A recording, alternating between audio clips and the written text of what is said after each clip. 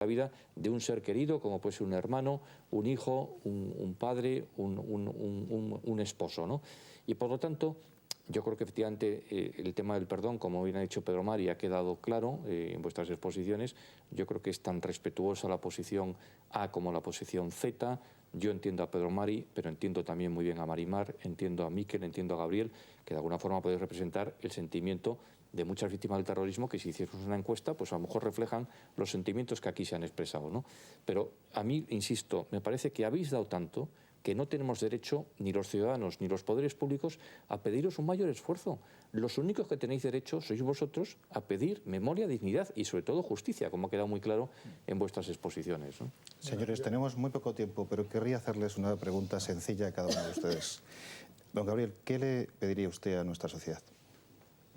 A nuestra sociedad que siga dando las muestras de sensatez y de solidaridad que ha dado a lo largo de toda su historia, fundamentalmente a lo largo de la historia democrática de España. Don Pedro Mari. La misma pregunta. Fundamentalmente, más que la sociedad, yo pediría a los políticos, la unidad de los políticos. Es algo tan necesario. Estamos haciendo un favor tan grande a los violentos con esta desunión que creo que, como hizo la presidenta de mi fundación el otro día, tanto a un partido como al otro, habría que pedirles un esfuerzo grande de unidad. Seguramente que los unos dirán que la culpa es de los otros, pero si eso es así, ambos tienen que ceder algo de su razón para llegarse a sentar y llegar a acuerdos. Esto es lo que pediría a la sociedad y a través de los partidos políticos. Doña María del Mar. Pues yo haría un llamamiento, ¿no? También como ha dicho José Mari, pues yo volvería a hacer un llamamiento al llamado espíritu de Hermoa, ¿no? Aquello que tuvo lugar en aquellos fatídicos días del mes de julio del año 97, ¿no? Que fue la unidad política y la rebelión cívica de la sociedad española, ¿no? Yo creo que en estos momentos hay que pedir eso, la vuelta al espíritu de Hermoa, la vuelta a la unidad política, para que los partidos principales, ¿no? Que haya una unión para poder combatir al terrorismo, no con una negociación, no con una claudicación hacia los terroristas, sino con una aplicación del Estado de Derecho, ¿no? Y a la sociedad le pediría que, como se pudo ver en esta última manifestación de la Asociación de Víctimas del Terrorismo, que fuimos muchísimos los que salimos a la calle, le pediría que siempre salgan a la calle, cada vez que se lo pedimos a las víctimas, ¿no? Porque para nosotros, desde luego, es nuestro apoyo moral, desde luego, es sus muestras de apoyo, de cariño, de solidaridad. Desde luego, yo como víctima tengo que decir que me ayudaron en aquellas fatídicas 48 horas. Y hoy, después de 9 años, sigo necesitando ese cariño y ese apoyo de la gente, ¿no? Pues para poder seguir sacando ganas, ilusiones, ¿no? Para poder seguir viviendo, ¿no? Porque muchas veces pasamos por momentos muy duros, porque aunque muchas veces la gente nos pueda parar por la calle y nos diga, bueno, ha pasado tanto tiempo, ya lo habréis superado, ¿no? Esto es una cosa que nunca se llega a superar. El tiempo ayuda a que la herida pues no duela tanto, ¿no? El tiempo ayuda a que podamos aprender a vivir sin ese ser querido, ¿no? Y eso también nos ayuda la gente, el cariño, el apoyo y la solidaridad. Por eso siempre pido que, por favor, que la gente que nunca olvide a nuestros familiares y que siempre esté con las víctimas, que yo creo que es las que hemos pagado este precio, no político, no sé cómo decirlo, ¿no? Porque es dando la vida de nuestros seres queridos, somos las que hemos pagado directamente y las que estamos sufriendo directamente el dolor, y por eso desde aquí pido que nunca nos abandonen y que siempre estén con nosotras. Don Miquel. Bueno, yo pediría en general a la gente, a los ciudadanos, que reflexionaran sobre este fenómeno del terrorismo y que pudieran llegar a la conclusión de que ninguna causa, por justa que pueda parecer, puede justificar el uso de la violencia para, digamos, hacer política, ¿eh? Y por tanto, que ese empleo de la violencia, que es el terrorismo, quede radicalmente excluido del horizonte mental de cualquier persona. De esa manera todo el mundo comprendería que nada justifica el cometer crímenes de esta naturaleza. Y por tanto creo que todo el mundo tendría claro que muchas de estas discusiones que se llevan, sobre todo en el terreno político y tal, estarían mucho mejor encauzadas y la sociedad democrática estaría mucho mejor preservada si efectivamente no hubiera personas que creen que a través de la violencia se puede hacer política. Don Cayetano. Pues yo pediría, lo he dicho antes y por lo tanto quiero ser coherente con lo que he dicho antes, durante muchos años, y me refiero más específicamente a España, los españoles dejamos a las víctimas muy solas, ¿no? Entonces, mi petición es que nunca más se repita esa situación. Yo creo que estamos en condiciones y se demuestra cada vez que podemos, que los españoles estamos con las víctimas, pero que en eso tenemos que ser muy valientes y muy bueno, pues con mucha gallardía estar siempre con las víctimas. Y si me permite, porque creo que recoge muy bien el espíritu de muchas cosas que aquí se han dicho, a mí me gustaría leer la última conclusión que se aprobó en el manifiesto que leímos y que se aprobó en el manifiesto del Tercer Congreso Internacional de Víctimas del Terrorismo, que fue el mismo manifiesto, por cierto, que se aprobó en el primero y en el segundo en Madrid y en Bogotá, ¿no? Dice el punto 8: las víctimas del terrorismo no queremos ni venganza ni revancha. Las víctimas del terrorismo solo queremos que las generaciones futuras no tengan que padecer lo que desgraciadamente hemos padecido de manera directa o indirecta tantas personas que un día nos convertimos en víctimas por la crueldad de unos criminales. Y estamos convencidos de que todos juntos, gobernantes y ciudadanos anónimos, podremos ver con nuestro esfuerzo y trabajo conjunto evitar que el dolor se perpetúe y darle vida a la esperanza de un mundo mejor. Yo creo que aquí está resumido lo que las víctimas piden. Don Alfonso. Obviamente hago mío todas y cada una de las peticiones que se han hecho. Por tanto, hago una distinta, aunque me sumo a las anteriores. Yo pediría una vez más a la sociedad que todos y cada uno de nosotros pidamos perdón. Pero muy especialmente me gustaría que pidiesen perdón los terroristas de guante blanco.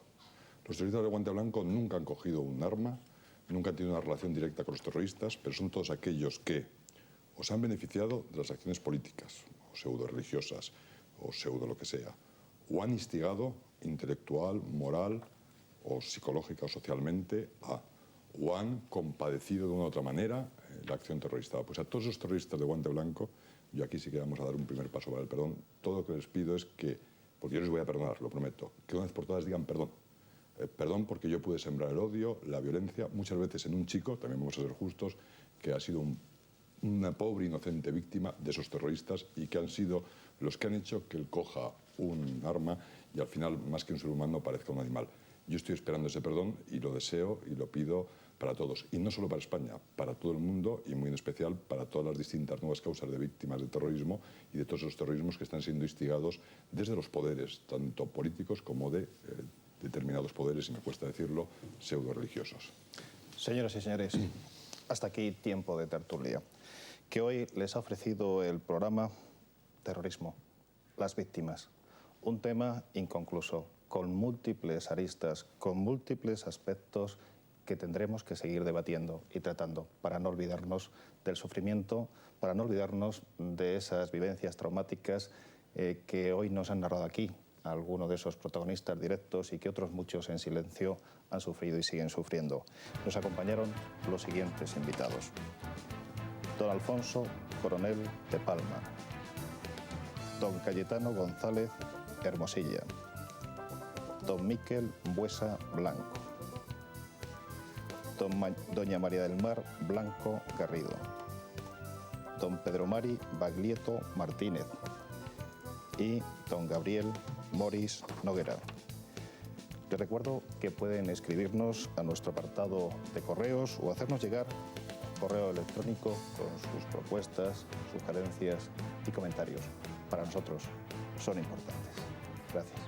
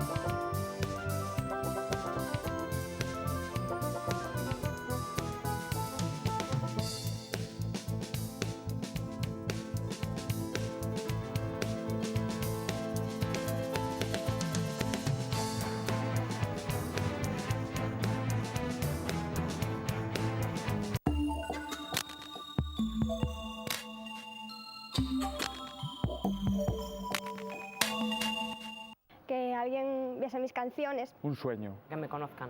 Poder subirnos a un escenario, ¿no? Triunfar si se puede. Llega la segunda fase de Rumbo a la Fama.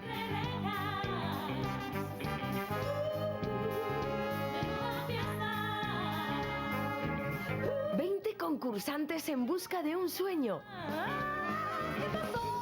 No lo sea, ha venido la policía y yo vestida de Rambo, qué lío, qué vecinos más locos, la fiesta que hago. Queremos compartir contigo toda esta ilusión. I just wanna make love to you, love to you, love to you, love to you, hell love to you, hell love to you. Te esperamos en el Auditorio Príncipe Felipe de Oviedo los sábados a las 7:30. ¿Te lo vas a perder?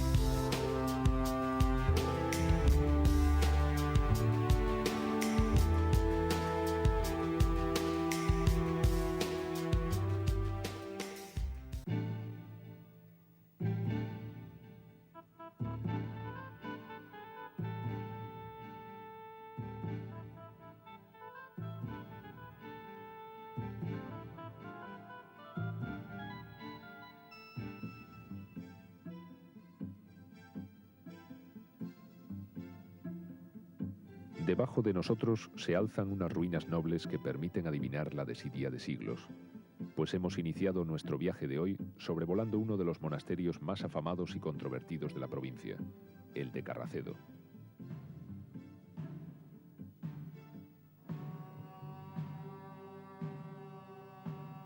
Durante mucho tiempo, y como tantos otros, padeció el más absurdo abandono, de manera que hasta las ruinas parecían peligrar, y muchos temían que las pocas estructuras que quedaban en pie acabaran viniéndose abajo. Hace unos años se acometió por fin una restauración a fondo, que tuvo sus más y sus menos.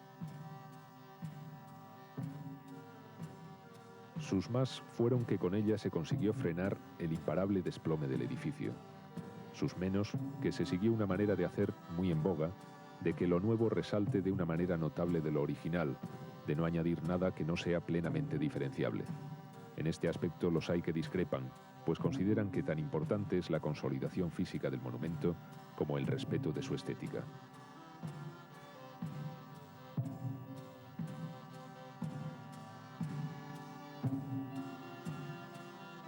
Desde ese punto de vista, se preguntan si acaso pega algo esta brillantísima barandilla en una portada con siglos de antigüedad, o tejados que nada tienen que ver con los originales, o piezas de madera viva que resaltan tanto como si estuvieran pintadas de rojo.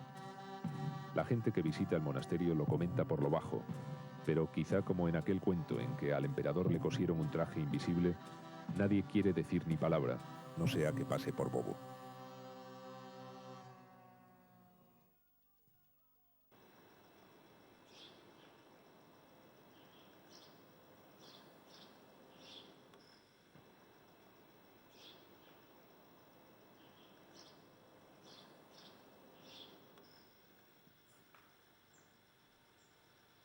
Últimamente se ha desatado una nueva controversia en cuanto a la utilización del edificio.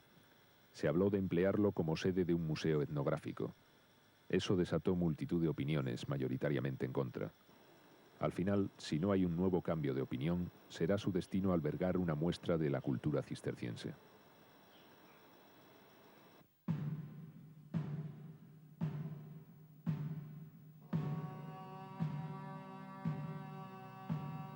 A pesar de todas las polémicas que lo envuelven, lo que no se puede negar es la grandiosidad de estos muros cuyo origen hay que buscar a finales del siglo X.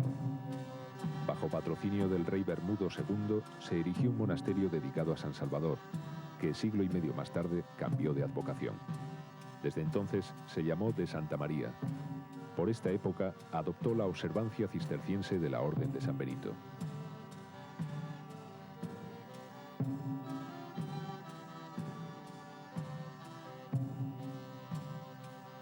La mayoría de lo que aquí vemos es muy posterior a su fundación, es decir, de los siglos XVII en adelante.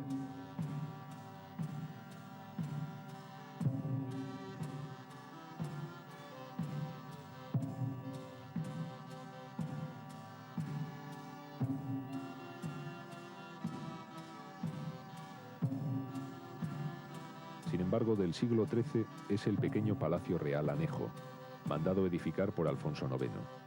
En él existe el llamado Mirador de la Reina, una rara obra del arte civil medieval cuyo pintoresco nombre se debe a la imaginación popular más que a otra cosa.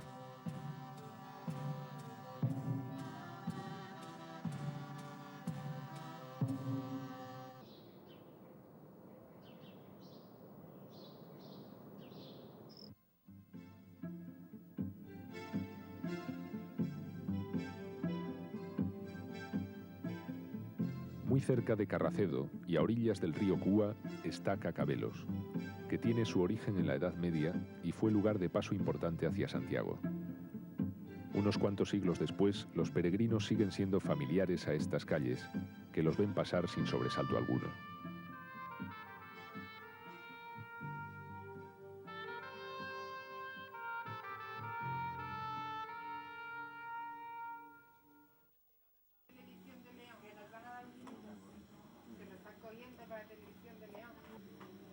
Cacabelos, como otros pueblos de esta parte del Bierzo, cifra gran parte de su desarrollo en la industria del vino, y las plantaciones de vides están por todos lados. Desgraciadamente, lo mismo que le pasa a la leche, nuestro vino no es demasiado grato a Europa, lo que hace que los viticultores pasen también sus aprietos. Tanta historia acaba poniendo al campesinado leonés de mala uva o de mala leche que tanto da.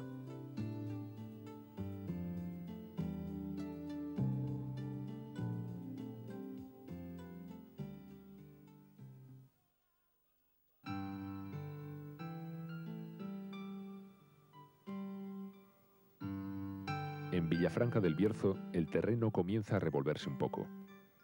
Villafranca es una ciudad que tuvo por honra ser capital de la antigua provincia del Bierzo, a comienzos del siglo pasado. Con el tiempo fue perdiendo su importancia a favor de Ponferrada, la cual acabó acaparando población y servicios. Pero Villafranca siempre ha conservado un algo distinto, un deje de cultura, de tradición y de prestigio que no ha sido superado en toda la comarca y apurando un poco en toda la provincia. Nació en el siglo XI, cuando por estos lugares se fundó un monasterio, una de cuyas funciones era atender a los peregrinos que iban a Santiago. Alrededor de este cenobio se fueron asentando mercaderes y artesanos, que en buena parte eran franceses, lo que puede ser origen de su nombre.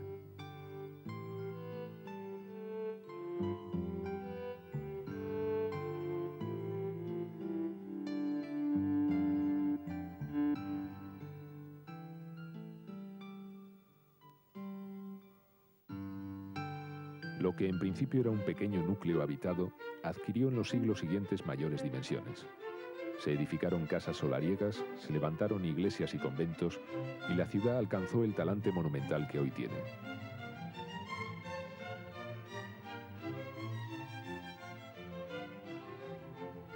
Su aspecto invita a pasear por las calles y a admirar las sorpresas que cada rincón depara.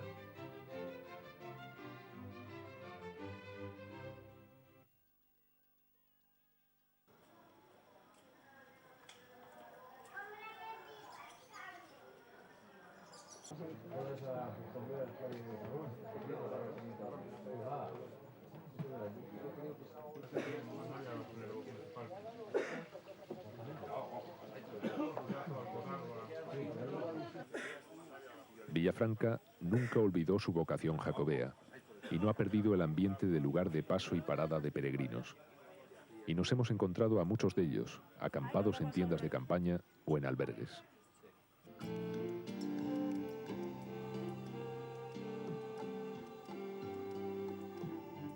El camino es duro, y tras una larga caminata que deja los pies hinchados, es preciso preparar la jornada de mañana y dormir un poco para recuperar fuerzas.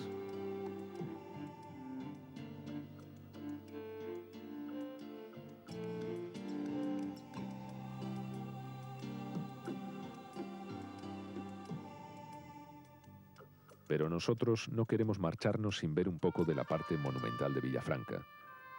Por ello, nos lanzamos a la calle, que es donde late el corazón de los pueblos. En ese aspecto, no nos iremos en absoluto de vacío.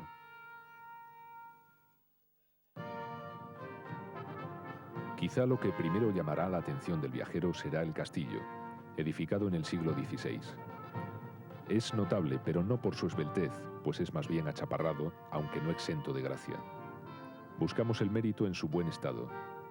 De él dijo Berrueta: es modelo de restauraciones en que se ha respetado todo lo antiguo y se ha reparado lo ruinoso sin perder estilo. Además, presenta otra peculiaridad: está habitado.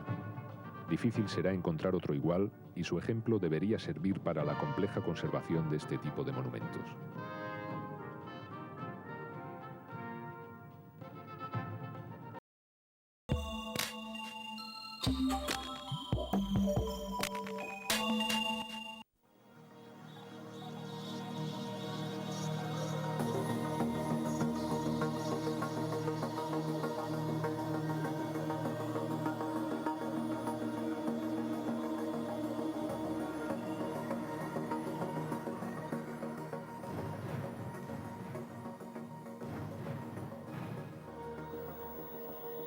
Hola, ¿qué tal? Muy buenas noches y bienvenidos de nuevo a Primera Página. La oferta de la semana viene hoy de la mano de dos reportajes de actualidad. Primero de todo hablaremos en profundidad del Centro Cultural Óscar Niemeyer, que albergarán los terrenos de la Ría de Avilés y que tanta polémica ha suscitado. Seguidamente ahondaremos en un tema que se ha puesto de actualidad recientemente con el anuncio de los príncipes de Asturias de conservar sangre del cordón umbilical de doña Leonor. Las opiniones las ha habido para todos los gustos.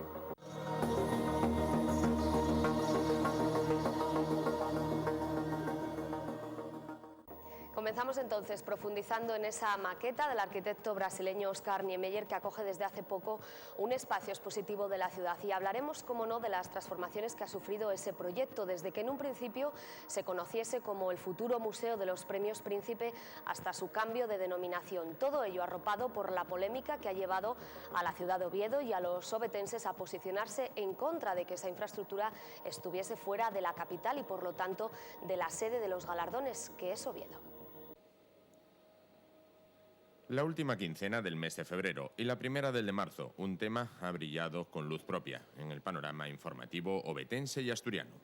La ubicación del futuro Museo de los Premios Príncipe de Asturias desató durante esos días un ir y venir de noticias, rumores, movilizaciones ciudadanas, firmas, encuentros y desencuentros institucionales y variaciones de denominación de un proyecto que, aunque ubicar en Avilés, aunque su ubicación original era Oviedo, puede observarse en maqueta en la capital asturiana, ya que forma parte de la muestra La Palabra y la Huella.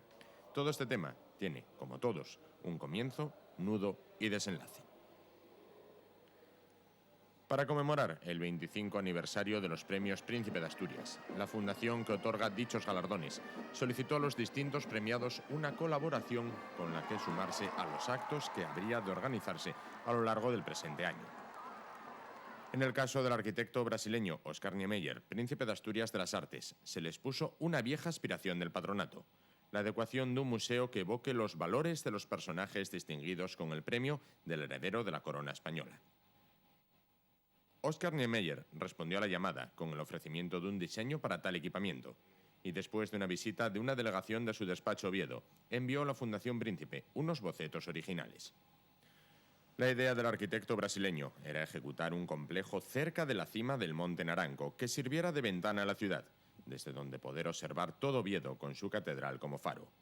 El conjunto, compuesto por un edificio semicircular blanco que albergaría el museo, una torre mirador y un tercer bloque adecuado como auditorio-sala de conferencias, destacaría debido a su volumen sobre el Naranco como una nueva seña de identidad de la ciudad.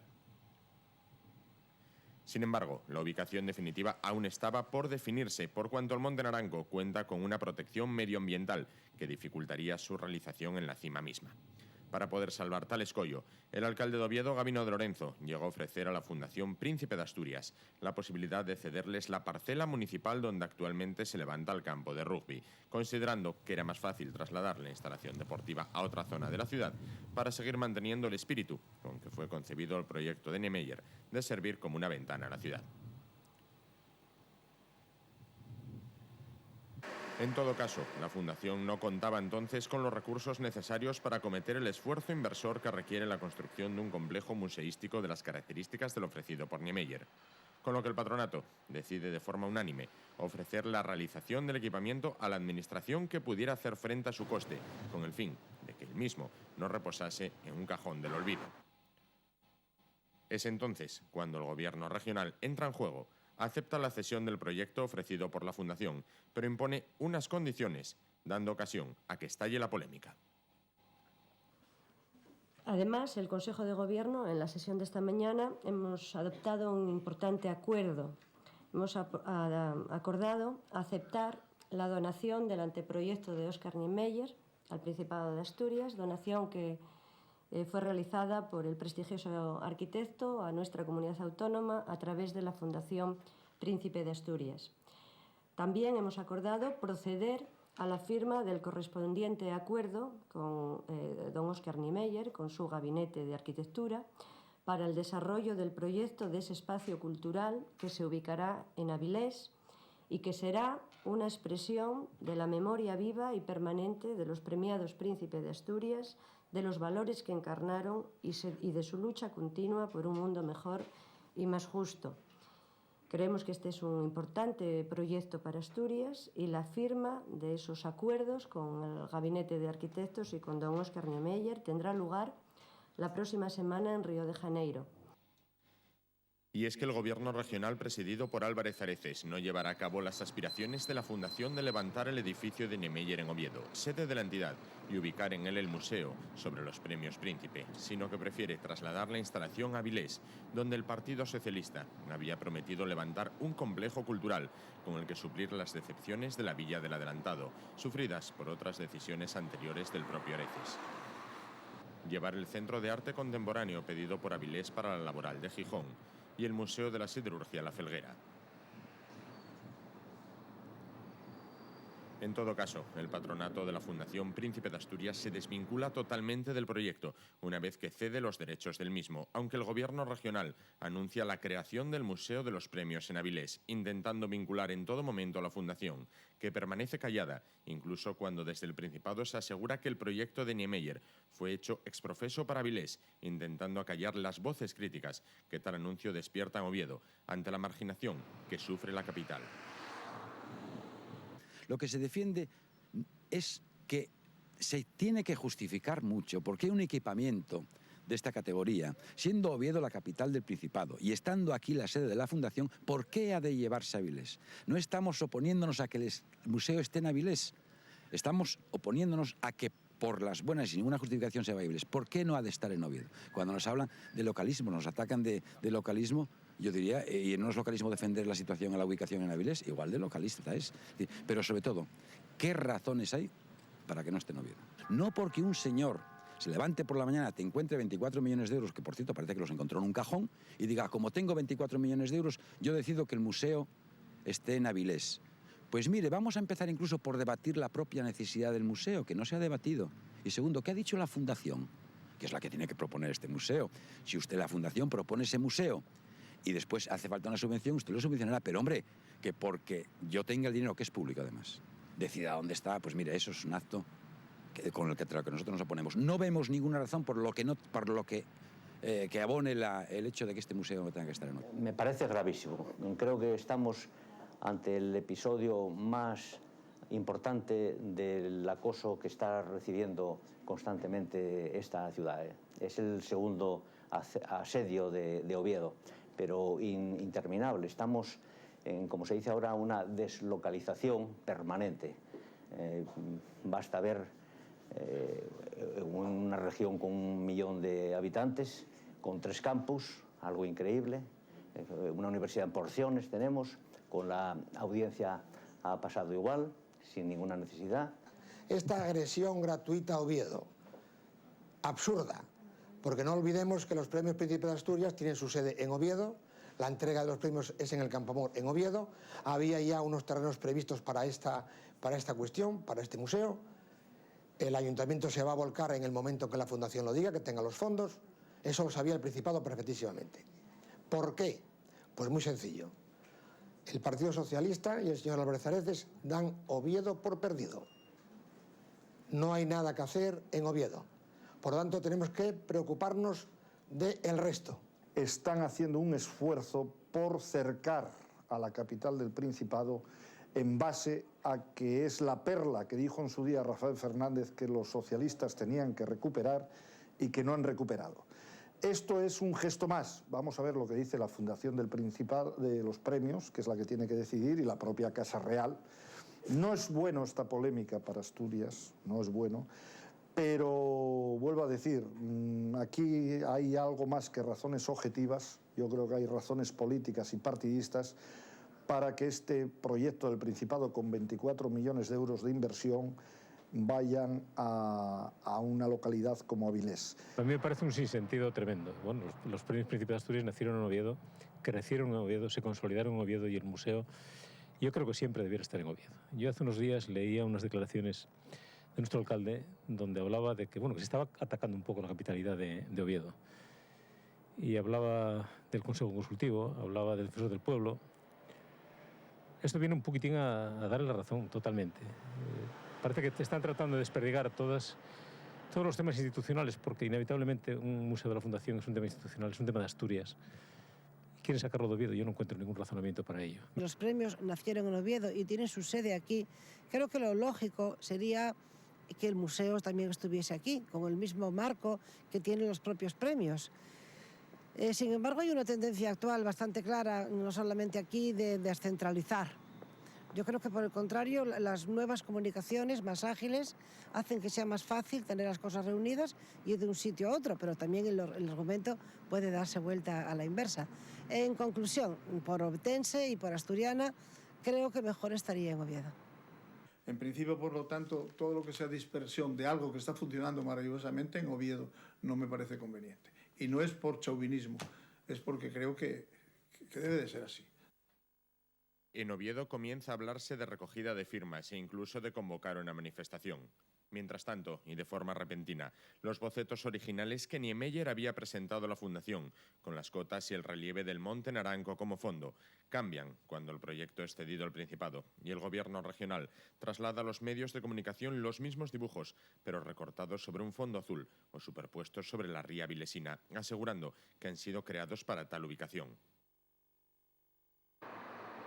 Tanto el Partido Socialista como Izquierda Unida en Avilés se muestran felices de la consecución de la sede del Museo Príncipe de Asturias y arremeten con el clásico tópico del rancio localismo, la defensa que desde Oviedo se hace de la capitalidad por parte del alcalde Gabino de Lorenzo, quien asegura justas las aspiraciones de Avilés de contar con un equipamiento cultural de primer orden, pero no a base de llevarse de la capital el museo y los premios Príncipe. Gabino de Lorenzo recuerda que los premios Príncipe de Asturias llevan celebrándose 25 años en la ciudad y que el Ayuntamiento de Oviedo apoya de forma decidida este acontecimiento, cediendo el palacete de Villa Magdalena a la institución, el auditorio, el Campomor, el Filarmónica y la plaza de Trascorrales para cuantos actos organiza la misma, y reportando una cantidad económica que actualmente se eleva a 300.000 euros y se va incrementando hasta los 600.000 en el año 2008. Surge entonces la movilización ciudadana y un grupo de ovetenses firman manifiestos solicitando la creación del Museo de los Premios Príncipe de Asturias en Oviedo, postura que cuenta de inmediato con el firme apoyo del alcalde Gabino de Lorenzo, quien propone la recogida de firmas para avalar tales pretensiones. Que por fin el alcalde de Avilés ha entendido algo, cosa difícil. Dice que soy un nacionalista radical. Bueno, pues estoy de acuerdo con esa metáfora. Si entendemos por nacionalismo radical el que yo practico defendiendo los intereses de Oviedo, pero tiene que tener muy claro también que es una defensa integradora y una defensa solidaria.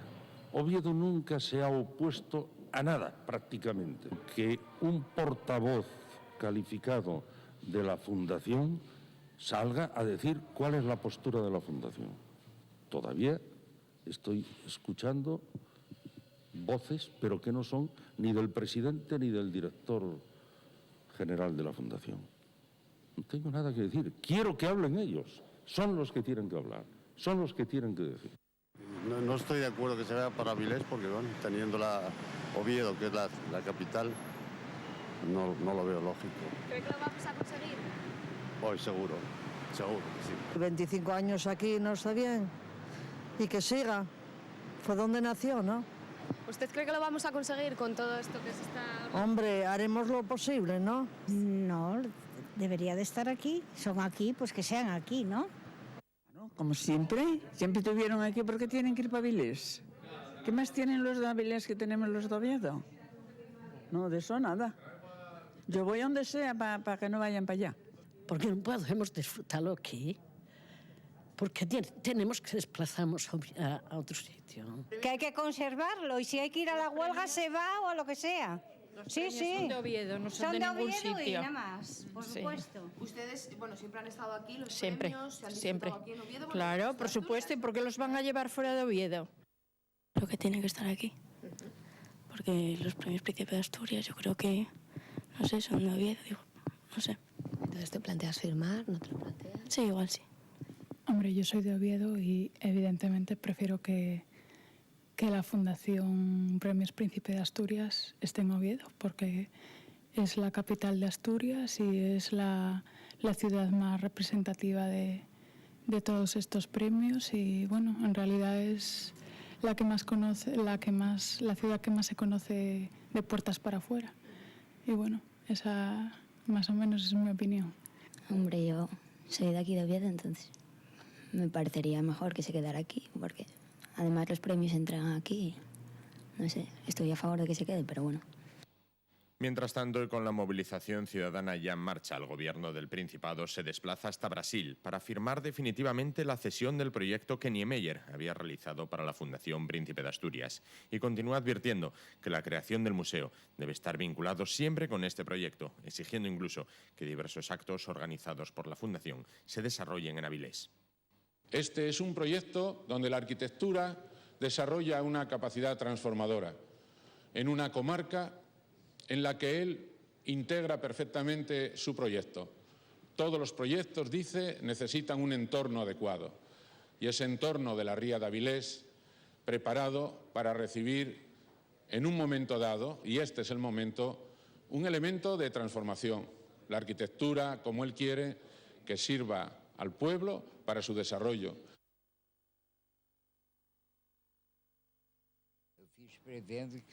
El estudio que yo hice, lo hice previendo para los lugares parecidos y este también es un lugar en que quedará muy bien.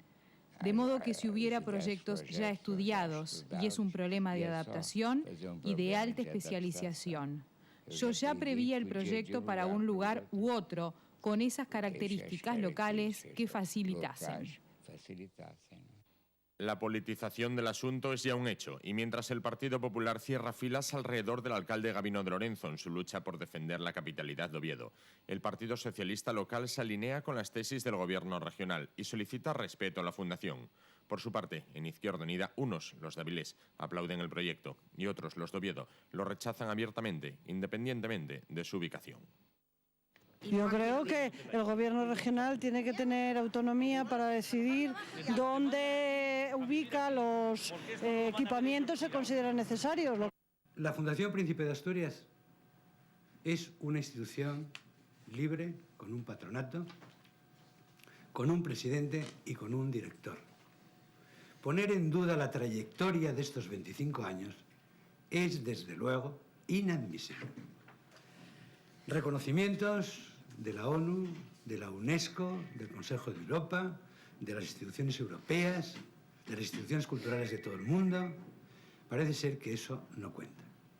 Si Oviedo está hoy día en el mapa universal, si efectivamente Oviedo y los ovetenses tienen las puertas abiertas en todo el mundo, es precisamente gracias a la Fundación Príncipe de Asturias. Y si el alcalde de Oviedo pues quiere hacer manifestaciones, nosotros estaremos de acuerdo con esas manifestaciones siempre que sea por la Tercera República, que por cierto se cumplen 75 años de su constitución en nuestro país.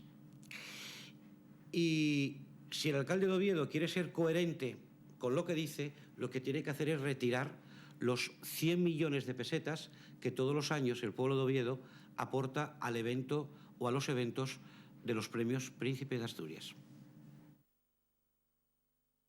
Una vez firmada la cesión de derechos en Brasil, el patronato de la Fundación sale al paso de los anuncios y reclamos del Gobierno regional, indicando que la institución se desvincula definitivamente del asunto y que la decisión de ubicar un museo que perpetúe la memoria de los premios aún no ha sido tomada, a la espera de una reunión convocada para el día 14 de este mes. Ante esta explicación del patronato y la postura del alcalde de Oviedo, Gabino de Lorenzo, de encabezar la defensa a ultranza de la ubicación del Museo de los Premios Príncipe de Asturias en la capital asturiana, el Gobierno regional se muestra preocupado porque podría encontrarse con un proyecto hueco de contenidos y sin una financiación aún asegurada debido a su alto coste. De ahí que se haya tenido que cambiar su discurso y habla ahora de la construcción de un equipamiento que se llamará Centro Internacional Cultural Oscar Niemeyer, sin explicar, eso sí, los contenidos. En cuanto a la financiación, se habla de una generación de plusvalías. Podríamos decir que el proyecto de Oscar Niemeyer da sus primeros frutos, que es el acuerdo para crear una sociedad de gestión de suelo en Avilés. Esta sociedad va a gestionar un espacio urbano que se relaciona con lo que se denominan suelos terciarios, todo lo que está en esa parte nueva, en esa nueva ciudad que surge a la margen derecha de la ría. Primero, el acuerdo al que han llegado las administraciones públicas, SEPI, Infoinvest, el Ayuntamiento de Avilés y el Principado de Asturias en el día de ayer se basa en el cumplimiento estricto de las previsiones en el Plan General de Ordenación Urbana de Avilés, aprobadas por el Pleno del Ayuntamiento en los ámbitos APRC2 y APRC3, denominados Nueva Centralidad Ría de Avilés y Nueva Centralidad Divina Pastora, en lo que se refiere al desarrollo del suelo de titularidad pública y a las actuaciones previstas en dicho Plan General de Ordenación Urbana, como son la supresión de la barrera ferroviaria, la ampliación del puerto, los accesos al Parque Empresarial Principado de Asturias y al puerto. Estas actuaciones resulta necesario coordinarlas para su eficaz realización. En segundo lugar, estas actuaciones están previstas para desarrollar en la comarca de Avilés proyectos decisivos para su futuro. Resulta inadmisible que desde el Ayuntamiento de Oviedo se quiera cuestionar la legalidad de unas decisiones tomadas democráticamente por su corporación. La operación de Avilés entendemos que va camino de convertirse en uno de los mayores escándalos de esta región en los últimos tiempos, quizás solo comparable, si podemos recordar, al llamado Petromocho de hace unos cuantos años, aunque con una diferencia, que en la del Petromocho no se puso dinero. Casi podríamos decir que podemos estar hablando del Museo Mocho. Todavía nos queda una gran pregunta, que es la de saber si Graciano García y el presidente de la Fundación, el señor Rendueles, conocían la operación que había detrás de la propuesta de que el museo fuera la sede, se instalara en Avilés, o simplemente fueron utilizados como unos tontos útiles en manos de Areces. En cualquier caso, sea cual sea la respuesta a esa pregunta, lo lógico es que asuman su responsabilidad del daño y la situación en la que han puesto la Fundación. Tras conocerse esto, el Ayuntamiento de Oviedo solicitaba la dimisión del presidente y director de la Fundación por considerar que habían pactado con el Principado la ubicación del futuro museo en Avilés a espaldas del patronato de la Fundación. Buena noticia para Asturias, para la Fundación, que en la próxima reunión del patronato se pensase en sustituir, por haber dimitido con anterioridad, el señor presidente de la Fundación y don Graciano García. Creo que sería la mejor noticia para la Fundación que se podía producir en los próximos días. Esta polémica que está enfrentando, que ha intentado enfrentar a dos localidades asturianas, la han creado el señor Areces y don Graciano García. El primero anunciando, como he podido demostrar, que iba a construir el Museo de los Premios Príncipe en Avilés, y el segundo colaborando con un silencio cómplice. Efectivamente, la Fundación Príncipe de Asturias sale tocada de todo esto, desgraciadamente sale tocada de todo esto, pero no hay que buscar más culpables que dos. Uno es Graciano García, que durante 2 meses podía haber cortado esta polémica diciendo lo que ahora están diciendo algunos portavoces no autorizados de la Fundación. No lo hizo, no cortó esa polémica en enero cuando el anuncio del presidente del Principado, y no lo hizo porque tenía pactado con Areces construir el Museo en Avilés al margen del patronato de la Fundación. El porqué de ese pacto algún día se sabrá. Y así llegábamos al día 14 de marzo, una jornada esperada por todos y en la que con carácter extraordinario de urgencia se reunía el patronato de la Fundación Príncipe, una reunión que tenía lugar en el obetense Hotel de la Reconquista, uno de los lugares emblemáticos en la celebración de los premios. Tras la reunión mantenida a puerta cerrada, la Fundación emitía un comunicado en el que recordaba la historia de un proceso que les hemos relatado y que llevaba a la institución a desvincularse de un proyecto que pasaba a manos del Principado, si bien se anunciaba una colaboración para los contenidos futuros de la infraestructura de un centro cultural internacional, que no museo, ya que del mismo ni se hablaba. El patronato, además por unanimidad, aprobaba apoyar la figura del presidente y director. A la salida de la reunión, los integrantes del patronato eran parcos en palabras, si bien dejaban las cosas claras. En este momento, aunque no lo quieran decir, estamos desvinculados del proyecto. Y queremos, y no queremos ser motivo involuntario de que haya una discusión entre el Ayuntamiento y el Principado. No. Las instituciones que se unan. Queremos volver a eso. Ha habido unanimidad y yo creo que es una declaración justa y bien. Vamos a ver. Y tras hacerse público el comunicado del patronato, se producían las valoraciones por todas las partes. Así, el gobierno regional daba una vuelta de tuerca más a su posición y recalcaba que siempre había definido el proyecto como centro cultural y que al decir que lo que se ubicaba en Avilés iba a ser el museo, se hacía de una manera coloquial.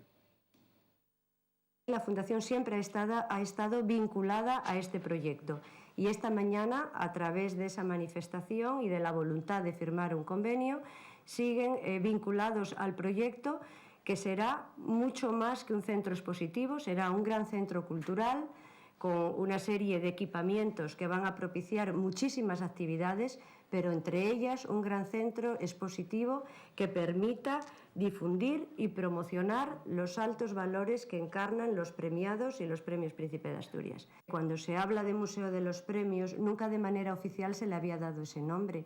Ese nombre se utilizaba de manera coloquial por todos en la calle, pero nunca, ni por parte de la Fundación ni por parte del Principado, se le había dado ese nombre y, por lo tanto, preferimos hablar de un gran centro cultural en el que una parte va a ser un centro expositivo dedicado a la memoria de los premiados y a los valores que encarnan. El Ayuntamiento de Oviedo, por su parte, daba el tema por cerrado, si bien planteaba una serie de interrogantes que habían quedado sin respuesta. ¿Con quién habló de la Fundación el Gobierno regional para pretender ubicar el museo fuera de Oviedo? ¿Estaban autorizadas esas personas para decidir en nombre de la Fundación? ¿Cómo se ha contratado el proyecto? Si es una donación, ¿por qué hay que pagar por ello? ¿Por qué no se dijo hasta el final que se incluía el proyecto dentro de una operación urbanística en Avilés?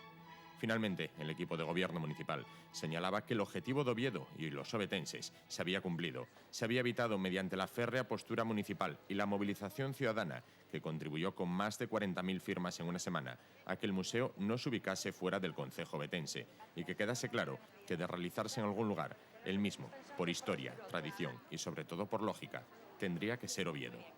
Nos sentimos especialmente orgullosos de la impresionante, serena y masiva respuesta de la sociedad ovetense. Respuesta que volveremos a dar ante cualquier agresión a nuestra capitalidad y ante cualquier menosprecio a Oviedo. Con esto cerramos definitivamente por nuestra parte este debate. Se cerró así un debate de casi un mes de duración, en el que la posición del gobierno regional fue variando desde señalar que Avilés iba a albergar el futuro Museo de los Premios Príncipe, hasta señalar que lo que se construye en Avilés bajo diseño de Oscar Niemeyer será un gran centro cultural. Se cerraba así un debate de casi un mes de duración, en el que la idea inicial regional de ubicar el Museo de los Premios Príncipe en Avilés fue frenada en seco por Oviedo y los ovetenses, una ciudad y ciudadanos que se vuelcan año tras año en la celebración de los Premios Príncipe, tanto con los galardones como con los premiados. Una ciudad, la capital asturiana, que a lo largo de los años no solicitó para sí ni el Museo de la Minería, ni el de la Siderurgia, ni el Jurásico, ni el Marítimo, entre otros, pero que se movilizó de forma masiva en contra de que les arrebataran algo que por lógica les corresponde. La postura municipal no fue muy divergente. El alcalde lo expresó claramente. Oviedo no se opuso nunca que Avilés contase con una dotación cultural de la talla de un Niemeyer. Hablando coloquialmente, que en este tema parece que en algunos momentos así se habló, un Niemeyer o 17. Pero el futuro museo debe estar ubicado en Oviedo, el lugar que vio nacer, crecer y consolidarse a una fundación que es uno de los símbolos de nuestra región, con mayor proyección internacional. Tratar de defender lo que uno considera de justicia, afirmó De Lorenzo, no es rancio localismo, sino lógica y labor propia de un cargo, el de alcalde, concebido para defender los intereses de su municipio.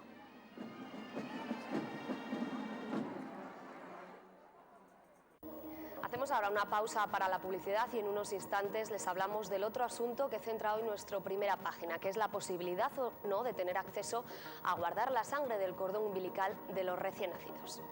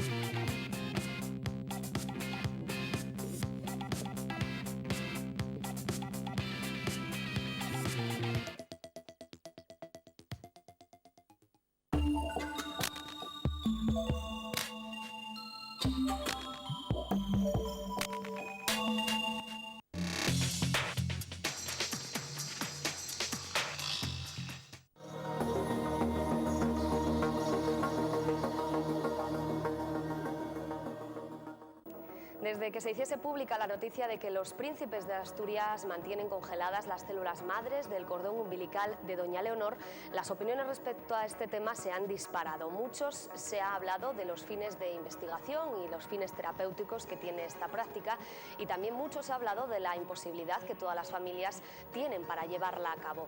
Los bancos públicos y privados han entrado así en una pugna y ahora lo vamos a ver. Por 1.800 euros de entrada y 70 anuales, la empresa asturiana Vidacor conserva las células del cordón umbilical de un recién nacido durante 20 años. Eso sí, lo hará de momento en Varsovia, donde tiene instalado su banco privado de sangre, en espera que la legislación española permita llevar a cabo esta actividad.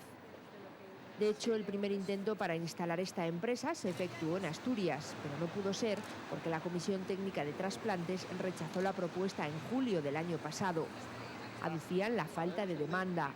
Ahora el biólogo y empresario Ángel Álvarez y su equipo de expertos han vuelto a presentar una solicitud en el registro de la Consejería de Salud y están también a la espera de lo que decida la Comunidad de Madrid, que según dicen podría adelantarse al Principado a la hora de contar con los servicios de este banco privado.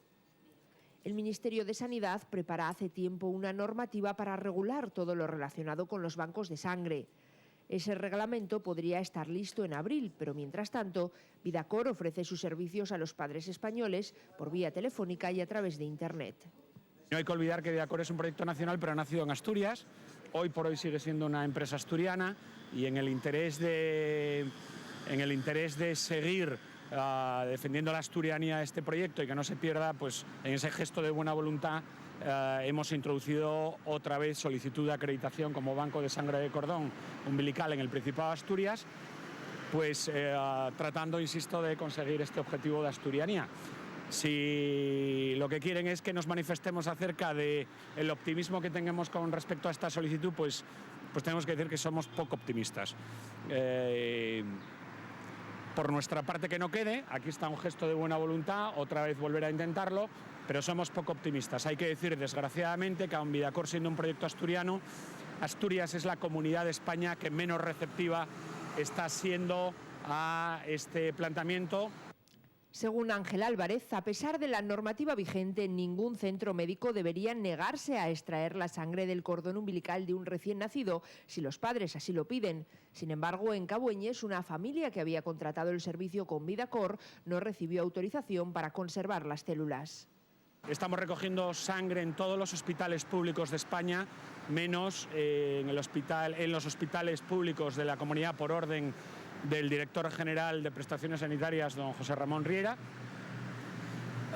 Se ha conculcado gravísimamente un derecho este martes de una asturiana que ha dado luz en el hospital de Cabueñes, con un hijo ya enfermo, con un hijo que incluso el Hospital Central de Asturias le había dicho que probablemente en un futuro se pudiera solucionar su patología a través de tratamiento con células madre.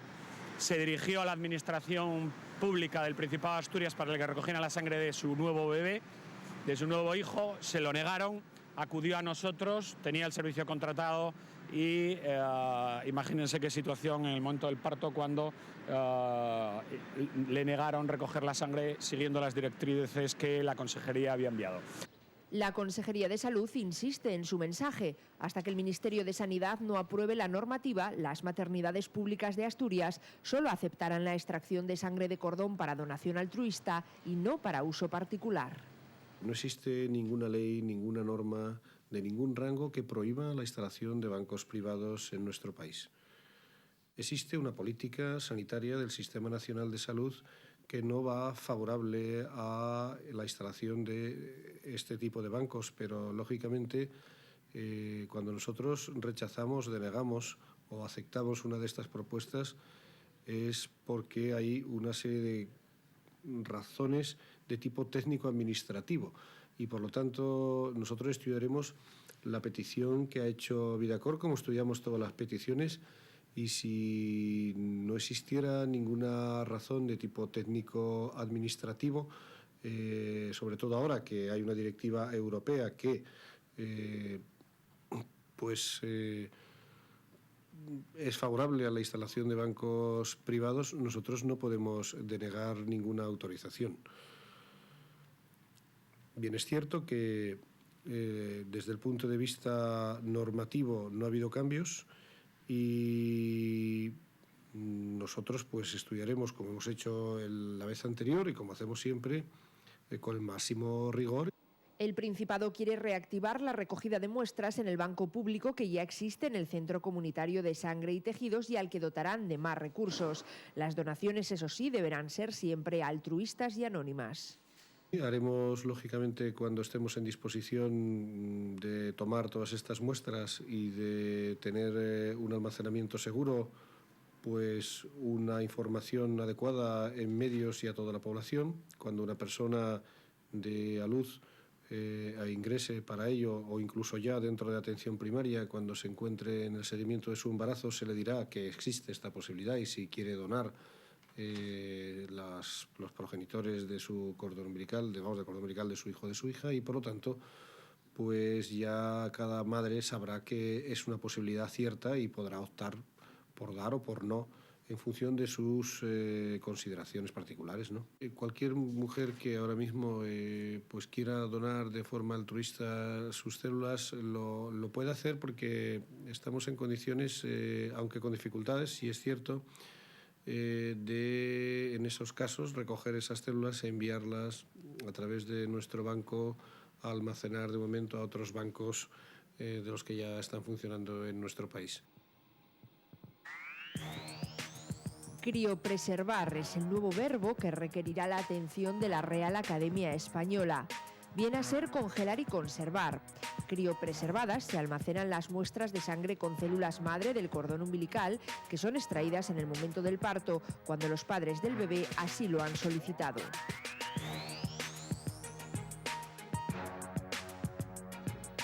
La única oportunidad para extraer sangre de cordón umbilical, especialmente rica en células madre, es en el momento inmediatamente posterior al parto, por tanto en la misma sala donde ha nacido el bebé.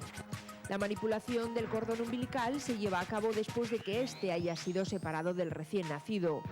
Las empresas dedicadas a la criopreservación individualizada de células madre de cordón umbilical entregan a los padres antes del parto un kit de extracción con todo lo necesario. Una bolsa con capacidad para 250 mililitros que lleva una sustancia antioxidante en su interior y que incluye un tubo terminado en una aguja. Esa aguja se pincha en una vena umbilical y se saca el líquido. El proceso es indoloro para la madre y el bebé. Hay una cantidad mínima concretada en 60 mililitros, bajo la cual el número de células madre recogidas sería tan bajo que no merecería la pena el esfuerzo. El kit también incluye toallitas absorbentes para recubrir la bolsa. Las toallitas irían a su vez envueltas en un gel que mantendría la temperatura constante y todo ello dentro de una bolsa de plástico con autocierre y en un sobre resistente a la luz y acolchado. Solo resta meter el sobre en una caja de cartón con etiquetas de homologación de la Unión Europea para el transporte de productos biológicos. El cordón umbilical es el nexo de unión entre el bebé y la madre. Está unido a la placenta, que es la despensa del feto a lo largo de sus 9 meses de vida en el interior del útero materno. A través de la placenta, el feto recibe nutrientes y oxígeno. El cordón umbilical, desechado tradicionalmente tras el parto, es por tanto un material biológicamente muy interesante.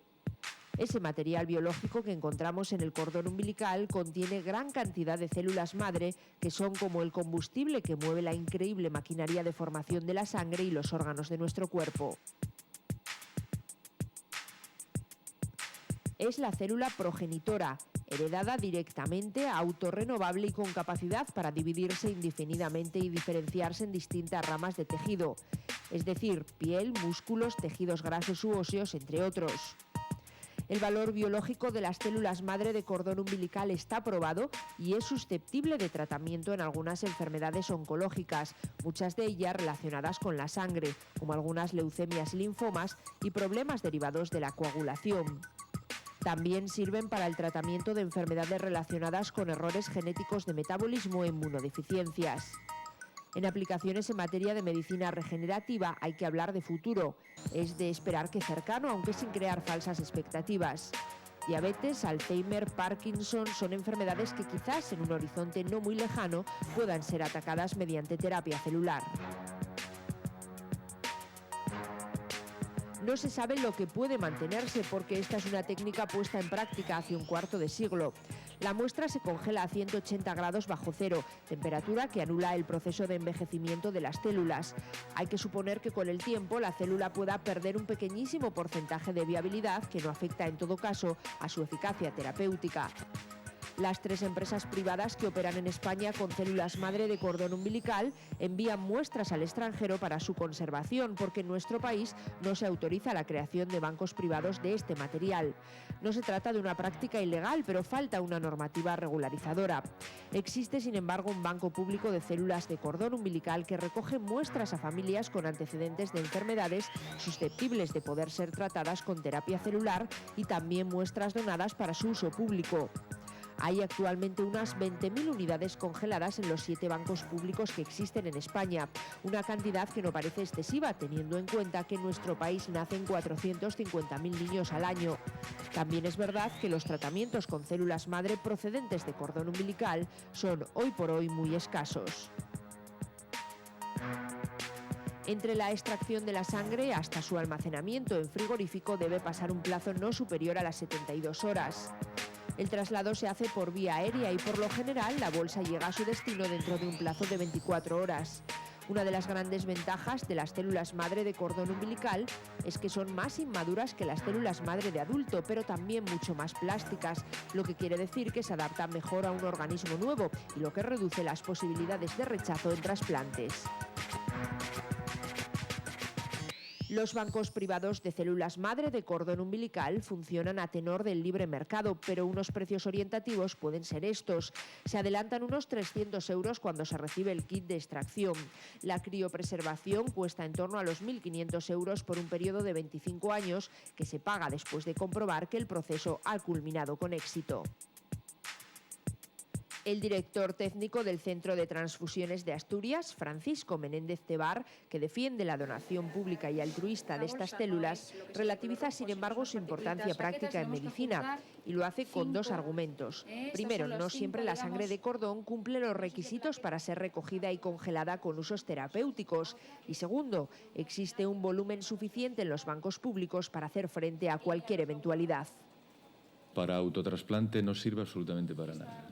Fundamentalmente porque la mayor parte de las enfermedades que se pretenden tratar con un autotrasplante de células de cordón tienen tara genética, tienen una lesión genética, de tal manera que incluso esas células que se pretenden utilizar ya están enfermas incluso antes del nacimiento. La enfermedad se desarrolla al cabo de 2, 4, 5 o 12 años, pero ya la tara persistía con anterioridad. Entonces es absolutamente absurdo y no tiene ningún sentido, incluso estaría absolutamente contraindicado el utilizar un tumor con células tumorales. O sea que rotundamente no sirven para nada, y lo que sí sirven son las células que se congelan en los bancos públicos, en los bancos de todos y para todos, porque son células sanas. Me explico, si una persona dona este tipo de células de manera altruista a un banco público, se le pide que si su niño a lo largo de sus años de vida desarrolla una enfermedad de este tipo, se informa profusamente a la persona que donó para que ella a su vez informe al banco público. Una vez informado el banco público, localizará estas células donadas altruistamente y se desecharán. Nosotros también al inicio empezamos a trabajar con sangre de cordón umbilical de origen altruista, de todos y para todos, pero porque creíamos que en aquel momento había perspectivas para su uso. Sin embargo, como suele ocurrir muchas veces en medicina, esas ventanas que se abren, luego ellas por sí solas se cierran. No hubo demanda por parte de los profesionales de la medicina y esto quedó ahí un poco aletargado. Ahora parece ser que se abren de nuevo nuevas esperanzas en la utilización de estos tejidos, de estas células, fundamentalmente para completar el trasplante de células de origen de médula ósea. En esa línea nunca sería una primera línea de escoger, sino que sería una tercera línea.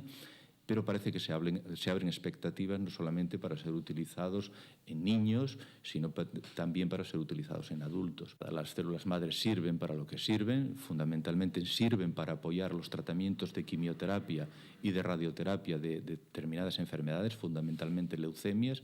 El trasplante no cura, quien cura es el tratamiento con quimioterapia y con radioterapia.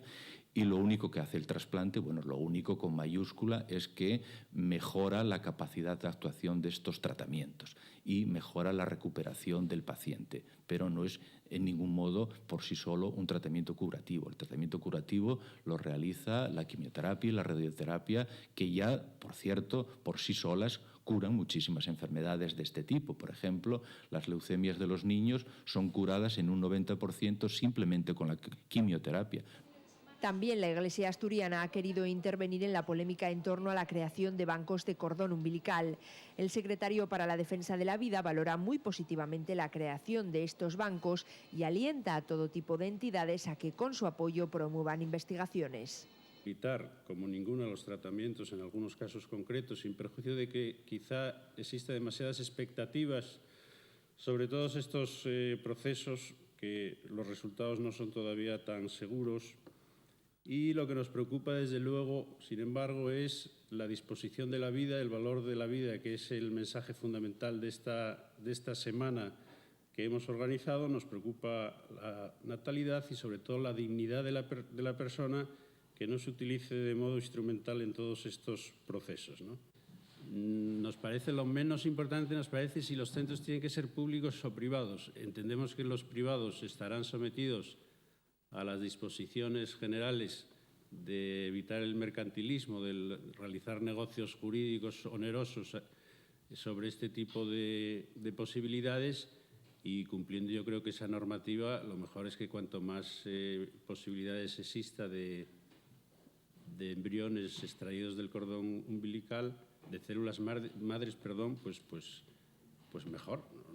No nos parece un debate, a mí por lo menos no me parece un debate importante.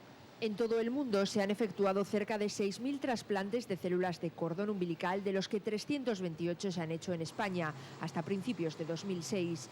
Estos trasplantes han sido destinados a pacientes españoles y a enfermos del resto del mundo, gracias a un registro internacional al que tiene acceso cualquier especialista para localizar muestras idóneas para cada paciente. Nuestro país cuenta con el Registro Español de Donantes de Médula Ósea, que es el órgano que coordina las búsquedas.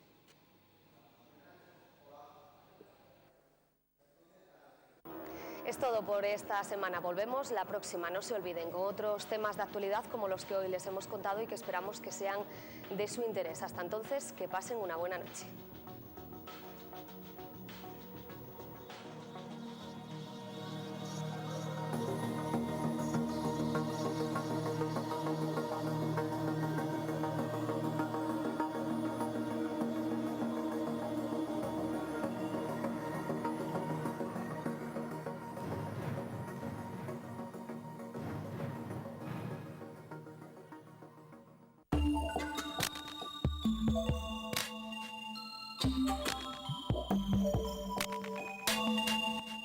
La Oficina de Atención al Inmigrante se encuentra ubicada en la calle Rafael Fernández, número 5 de Oviedo.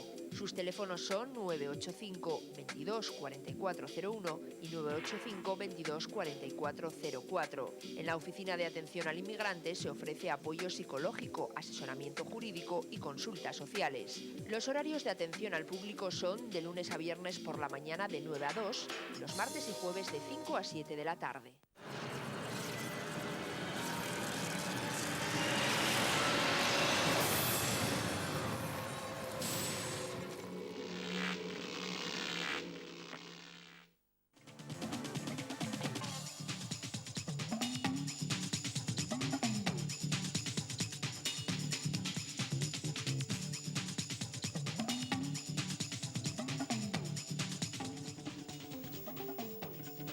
Hola, muy buenas noches, distinguido público.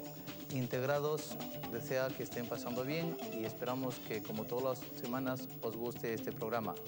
También quiero agradecer a Cajastur, que quien gentilmente auspicia para que podamos ponernos en relación con toda la comunidad, tanto inmigrante extranjera como el español.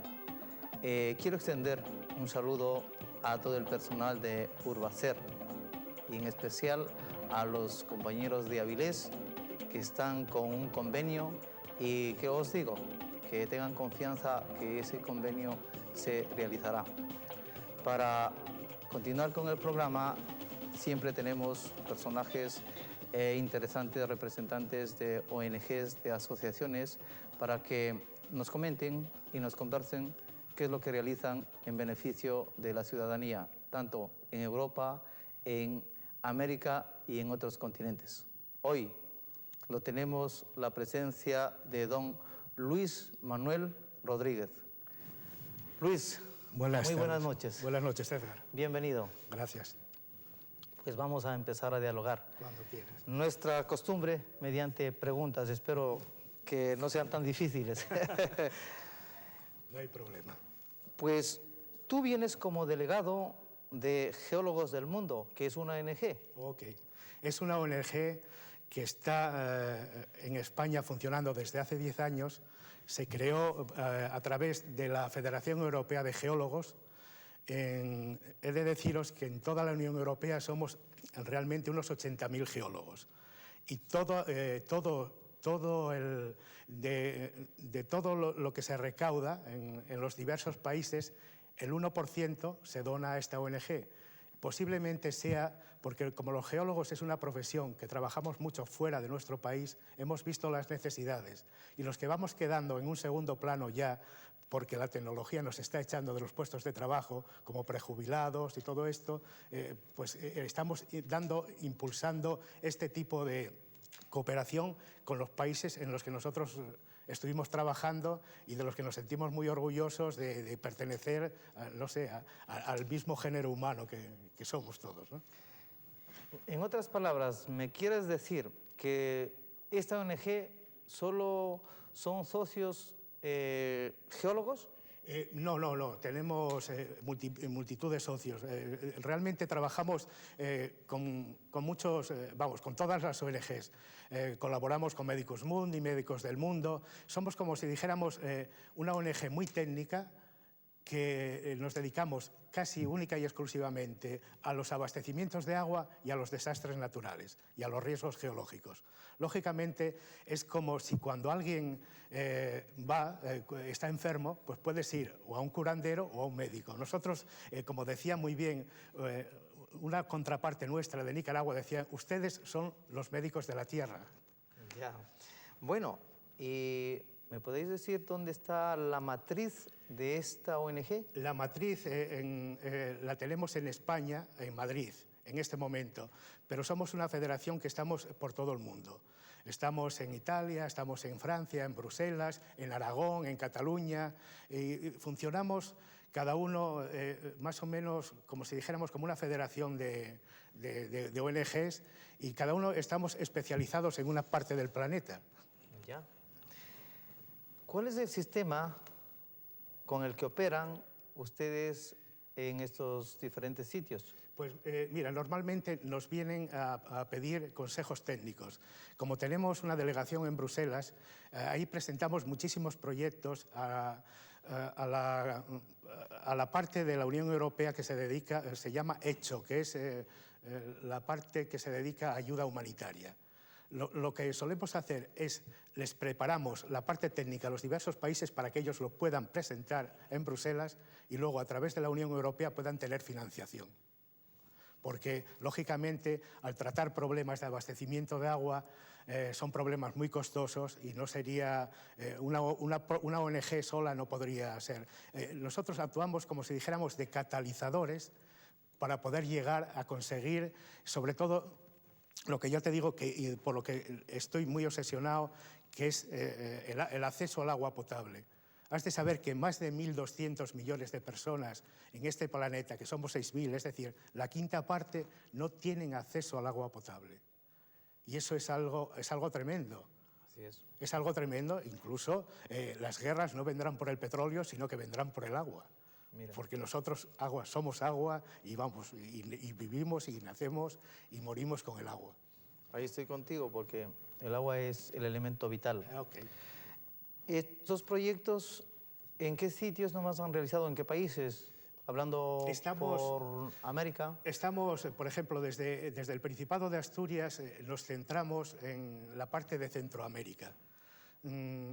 Estamos llevando a cabo un proyecto muy bonito en El Salvador, financiado por el Ayuntamiento de Oviedo, que se acabará dentro de un mes y medio. Perdón que te interrumpa, ¿y cómo se llama ese proyecto? El proyecto, bueno, es el nombre, como todos los proyectos técnicos, son unos nombres horrorosos, pero de todas maneras, mira, se llama Gestión Integral del Recurso Hídrico del Río Los Milagros, en San Antonio del Monte, departamento de Sonsonate, El Salvador. Esto ¿Nos más o puedes menos, explicar sí. por qué se llama en San Antonio del Monte y departamento? ¿Quiere decir, como decir, comunidad? San Antonio del Monte es el ayuntamiento. Ah, ya, mira. Y el departamento de Sonsonate es como si dijéramos Asturias, Oviedo. Ya, mira. Exactamente. Gracias.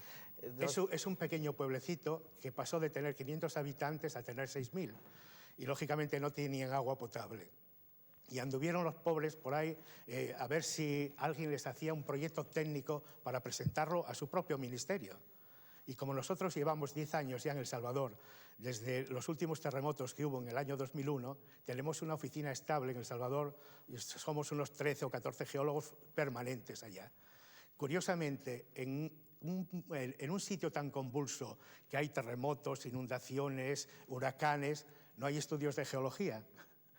Y entonces caímos allí como si fuéramos, no sé, caídos del cielo, y de hecho es un lugar donde nos acogieron estupendamente y estamos realizando una buena labor, tanto en las universidades como en remediar los posibles problemas de los ayuntamientos.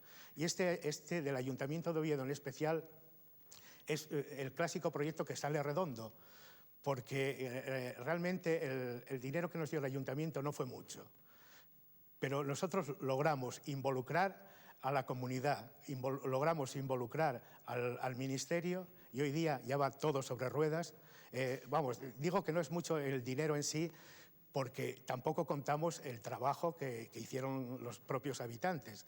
Son 1.000 y pico familias, que son unos 6.000 habitantes, y trabajaron todos, codo con codo, día y noche, para hacer una zanja de 4 kilómetros y vamos, llevar... es decir, eso no se contabiliza en dinero porque no hay dinero que lo pague. Claro. Y fue tener una ilusión de un pueblo entero y hoy día tienen agua potable.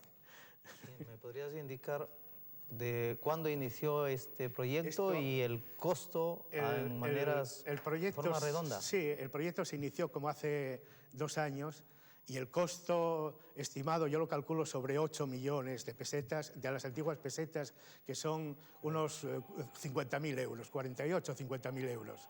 Pero bueno, te digo que esto es ficticio porque no se pone ni el valor del trabajo humano, ni se ponen las tuberías, que las tuberías nos las dio el ayuntamiento, la topografía la dio el propio gobierno de El Salvador, es decir, que fue un proyecto muy querido por toda la sociedad salvadoreña. Bueno, desde mi parte, felicitaciones por realizar estos proyectos que son de mucho beneficio para la comunidad, y en especial por nuestro querido continente, y Centroamérica y América del Sur. No me has hablado nada de Ecuador. ¿En Ecuador no hicieron nada? En Ecuador tenemos varios proyectos, y ya llevan años en la parte norte del Ecuador, pero lo llevan nuestros compañeros de Aragón. Y llevan 4 años y sobre todo dedicados al agua potable y a problemas de riesgos naturales, sobre todo deslizamientos de ladera, que creo que son muy... por allí, vamos... cuando hay grandes lluvias, pues arrastran, hay problemas de inundaciones, y están haciendo una gran labor, pero desde hace más de 10 años. Lo siento no poder decirte más sobre esto, pues ya te digo, pero algún día traeremos a nuestros compañeros de Aragón y ellos te dirán No pasa cómo nada. va. Era mi curiosidad, como sabéis. Sí. Yo soy de Ecuador. Bueno, ¿y en qué otro país estuviste? ¿O hiciste un poco de vida por allá o solo vas y vienes? No, yo realmente voy poco. Voy simplemente a echar a andar el proyecto y a terminar el proyecto, a recepcionar. Porque tenemos un plantel de geólogos jóvenes que son los que se están batiendo el cobre. Estamos en Centroamérica, tenemos unos proyectos muy bonitos en Honduras, que nos financia el Principado de Asturias, en las cuales también estamos haciendo agua y poniendo lavanderos públicos. Estamos sacando, son obras del siglo XIX, pero que estamos inaugurando en el siglo XXI.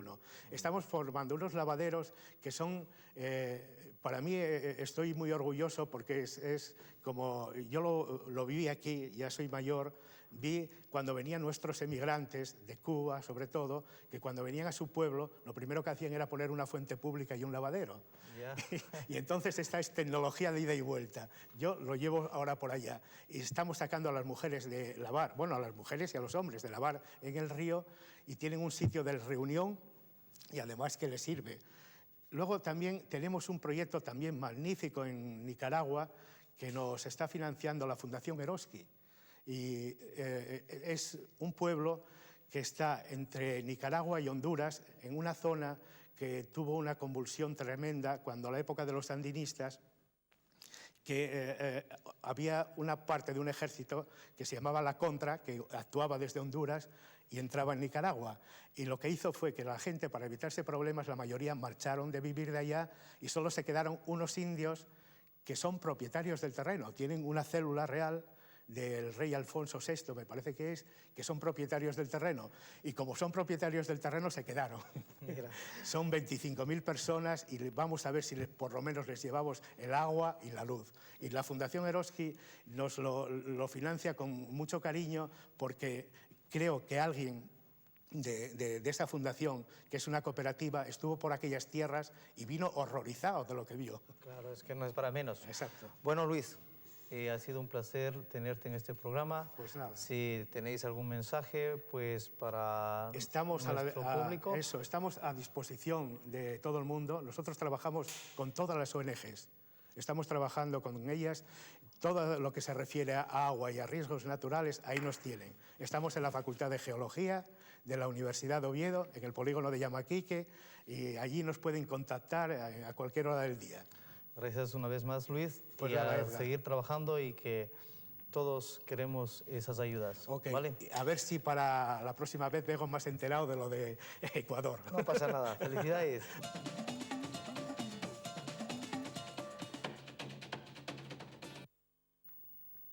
El Ayuntamiento de Oviedo, siempre preocupado de los inmigrantes, ahora nos da a conocer un proyecto interesante, una nueva orientación. Dice así, se llama Oviedo para Todos. Se trata de una carpeta que explica los servicios que pueden encontrar los inmigrantes en la ciudad, las ventajas de estar empadronados y cómo y dónde solicitar las becas escolares. Oviedo para Todos es el título de la carpeta presentada por el concejal delegado de Inmigración, José Manuel Vocero. Los inmigrantes podrán disponer de información sobre los servicios psicológicos, sociales y asesoramiento jurídico que les puede brindar el Ayuntamiento de Oviedo.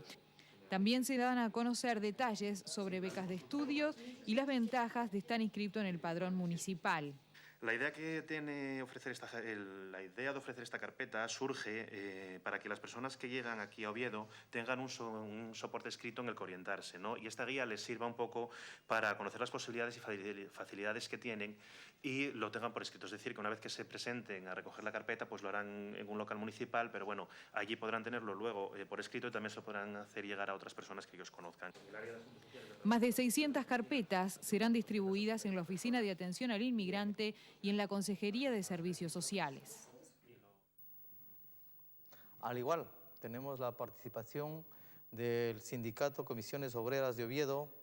Ha exigido la semana pasada al Ayuntamiento de la localidad que el eje central del próximo plan municipal en la concentración social sea el empleo. Y eso es muy interesante para todos. Comisiones Obreras de Oviedo alerta de que los trabajadores inmigrantes realizan su labor en los sectores más precarios y donde se alcanzan las tasas más altas de temporalidad, como son la construcción, la hostelería y el servicio doméstico. Por ello, creen que en el plan de concertación social sería básico incluir políticas e iniciativas que promuevan una mejora de las condiciones de vida y trabajo de las personas extranjeras. Y es que desde el sindicato opinan que el empleo es el eje fundamental para garantizar la integración real y efectiva de los inmigrantes, ya que con este plan se evitarían las condiciones de desempleo, precariedad laboral y explotación, que son en muchos casos la realidad de muchos de los extranjeros que residen en Oviedo. Además, piden una mayor implicación de la Administración en la lucha contra el fraude de la contratación, el control del empleo irregular, así como el refuerzo de la inspección de trabajo. El sindicato reclama además que el nuevo plan de choque garantice la transversalidad del conjunto de políticas y medidas, potencie la coordinación en las distintas concejalías implicadas y promueva la colaboración entre las instituciones del Principado y del Estado competentes en la materia. Por último, desde Comisiones Obreras de Oviedo recuerdan que el Gobierno municipal lleva más de 4 meses elaborando un plan que aún no es conocido y que debería dar respuesta al presentado por este sindicato y la UGT el 2 de noviembre de 2005 y si se sigue esperando será presentado cuando quede menos de un año de legislatura.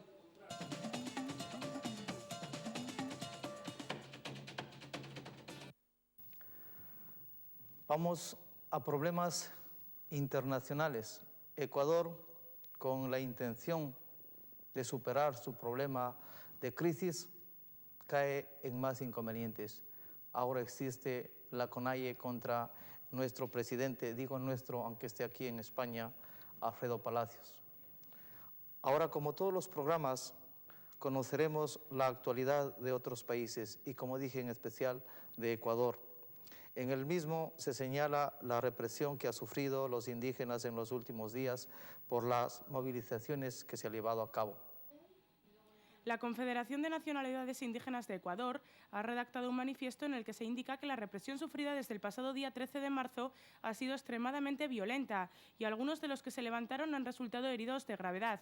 Además, el gobierno de Alfredo Palacios se ha visto obligado a decretar el estado de emergencia ante la insistencia de las protestas, ya que los indígenas continúan en las calles y cierran toda posibilidad de diálogo. Y es que están indignados con la propuesta de Alfredo Palacios de firmar un tratado de libre comercio con Estados Unidos, sin haber contado con la opinión de sus compatriotas, perjudicando a la petrolera estatal Petroecuador. Además, el coordinador de la selección de fútbol de este país fue detenido el pasado lunes por un supuesto delito migratorio, según informaron las fuentes policiales. La detención de Vinicio Luna y otras 2 personas se cumplió bajo la orden de prisión preventiva emitida por un juez penal de la provincia, que lo investiga por una presunta participación en un delito de tráfico ilegal de personas. Luna, vocero de la selección y encargado de la coordinación de operaciones, se encuentra en proceso investigando, rindiendo su versión de acuerdo a la disposición del juez, según afirmó el coronel Carlos Flores, jefe de la Policía Judicial de Pichincha. Medios locales informaron que Luna presuntamente tramitó visas estadounidenses para personas ajenas a la selección nacional, cobrando miles de dólares. El detenido permanecerá en prisión hasta que los hechos sean esclarecidos. Por otra parte, en Cuba, a Fidel Castro le han sacado los colores una antigua guardaespaldas de Phil Fernández, según el diario The Miami Herald, en el que dijo que el gobernante cubano manda a quemar su ropa interior, tiene devoción por el jamón español de pata negra, acumula expedientes sobre empresarios e inversionistas extranjeros que visitan Cuba, especialmente aquellos procedentes de España, y además tiene obsesión por su salud. Al parecer, Castro, que cumplirá 80 años el próximo 13 de agosto, renovó el año pasado una ultramoderna y multimillonaria clínica para su uso exclusivo, ubicada a pocos metros de la puerta de su casa. Para finalizar, en Perú, a apenas 15 días para la celebración de las elecciones presidenciales, los sondeos empiezan a surgir. Entre ellos, el que afirma que Keiko Sofía, la hija mayor del expresidente Alberto Fujimori, será la candidata al Congreso más votada en las elecciones generales del 9 de abril, según un sondeo de opinión divulgado el jueves. La encuesta de la consultora CPI mostró a Keiko, de 30 años, a la cabeza de las preferencias, con 14,3% entre más de 2.800 candidatos que postulan a uno de los 120 bancos en el Congreso.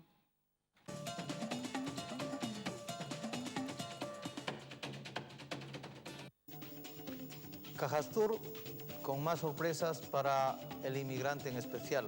Mucha atención, ahora tenemos una novedad que se llama tarjeta maestro. Significa que usted puede recibir una tarjeta maestra que le permitirá no solo utilizar una extensa red de cajeros automáticos para disponer de su dinero cuando quiera a las 24 horas del día, sino también pagar sus deudas o compras con la comodidad y seguridad que implica no tener que llevar efectivo encima. Además, solo por ser titular de una tarjeta de Cajastur, que se llama Cajastur Maestro, disfruta de la cobertura de un seguro de accidentes y otro de asistencia para aquellos viajes que paguen con tarjeta Cajastur, el cual incluye servicios tales como pago de gastos médicos en el extranjero, repatriación o transporte de heridos, regreso anticipado por fallecimiento u hospitalización de un familiar. Esto los voy a repetir porque es de mucho interés para todos nosotros los inmigrantes. Dice, además que usted tenga las ventajas ya indicadas, usted abra su cuenta en Cajastur y tendrá la tarjeta Cajastur Maestro. Disfruta de la cobertura de un seguro de accidentes y otro de asistencia para aquellos viajes que pague con su tarjeta Cajastur, el cual incluye servicios tales como pago de gastos médicos en el extranjero, repatriación o transporte de heridos, regreso anticipados por fallecimiento u hospitalización de un familiar. Son muchos los establecimientos que aceptan esta magnífica tarjeta que yo ya lo tengo.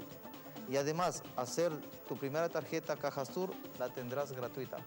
Aprovecha, compañero, e inscríbete o abre la cuenta en Cajastur.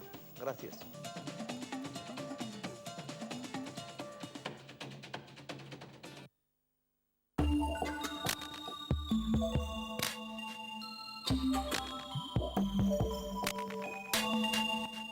La Oficina de Atención al Inmigrante se encuentra ubicada en la calle Rafael Fernández, número 5 de Oviedo. Sus teléfonos son 985 22 4401 y 985 22 4404. En la Oficina de Atención al Inmigrante se ofrece apoyo psicológico, asesoramiento jurídico y consultas sociales. Los horarios de atención al público son de lunes a viernes por la mañana de 9 a 2 y los martes y jueves de 5 a 7 de la tarde.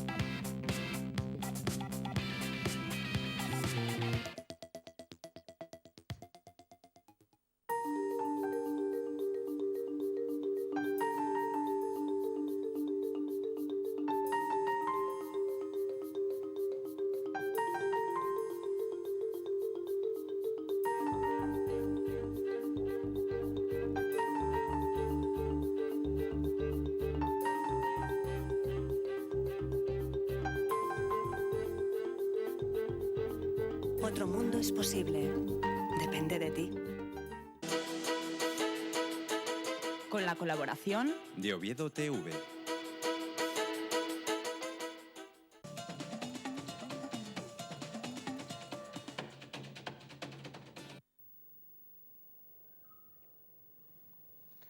El domingo pasado se celebró en Pola de Siero un mercadillo que participaron organizaciones como Sol de Paz Pachacuti.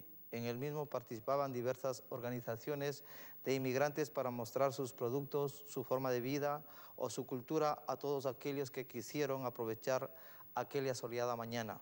Hasta allí se desplazó nuestra compañera Laura Barreiro, quien charló con la presidenta de la Asociación de Inmigrantes Residentes en Asturias, Berta Montoya. La Asociación de Inmigrantes Residentes en Asturias trabaja en favor de la inmigración de quienes llegan a esta comunidad en busca de un futuro mejor.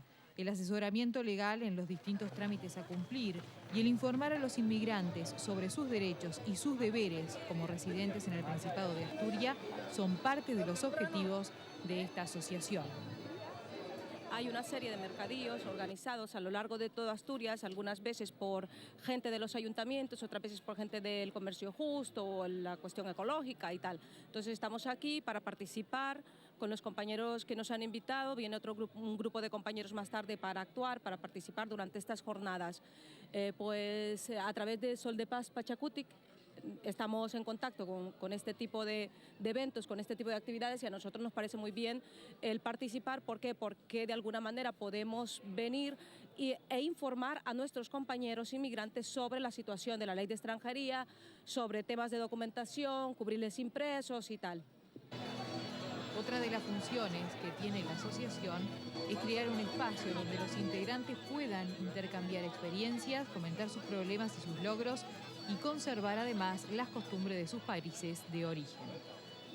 Al principio pensamos, bueno, ¿qué tipo de asociación podemos fundar? Vimos que los problemas de todos los inmigrantes son relativamente los mismos. Entonces decidimos fundar una asociación donde pudieran tener cabida todas las nacionalidades posibles. Así, nuestra asociación ahora mismo tiene más de 1.400 socios de más de 30 nacionalidades. Y lo que hacemos es ayudar en temas de documentación, o sea, cómo documentarse, cómo conseguir la cartilla sanitaria, cómo escolarizar a los críos, cómo acceder a subvenciones de vivienda, etcétera. Y además de eso, pues un poco el rescate de nuestras culturas, que nuestros hijos no olviden de dónde venimos ni el lugar donde estamos viviendo.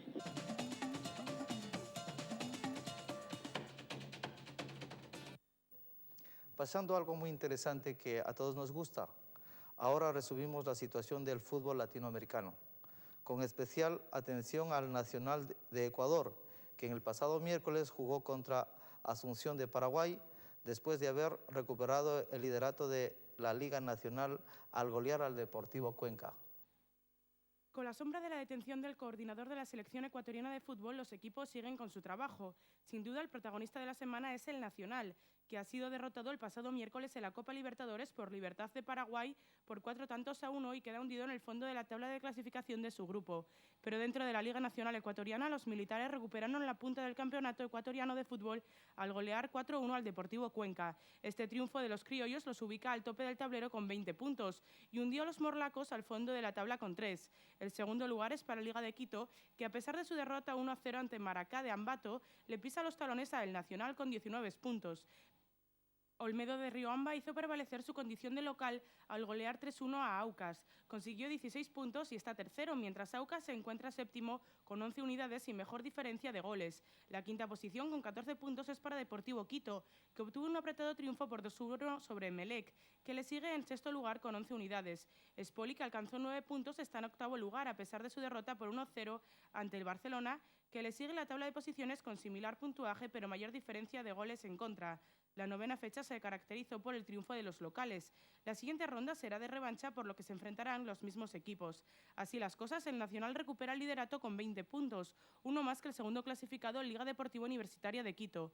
Y en la parte baja, tanto el Barcelona como el Espoli se alejan del último clasificado, el Deportivo de Cuenca, que solo suma 3 puntos. Y en cuanto a la tabla de goleadores, Roberto Carlos Palacios, aunque en sequía goleadora, sigue en cabeza con 9 tantos, seguido de Luis Miguel Escalada con 6 y después varios futbolistas que permanecen empatados a 5.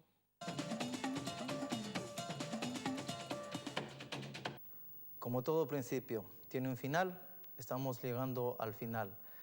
Antes, pues quiero recordaros a vosotros el correo electrónico integrados@oviedo.tv. Debemos ponernos en contacto. Y como tuvimos la participación de geólogos del mundo, vamos a despedirnos con una pieza musical. Felicidades, a portaros bien, hijos, padres, amigos, vecinos. Edgar se despide. Chao, chao.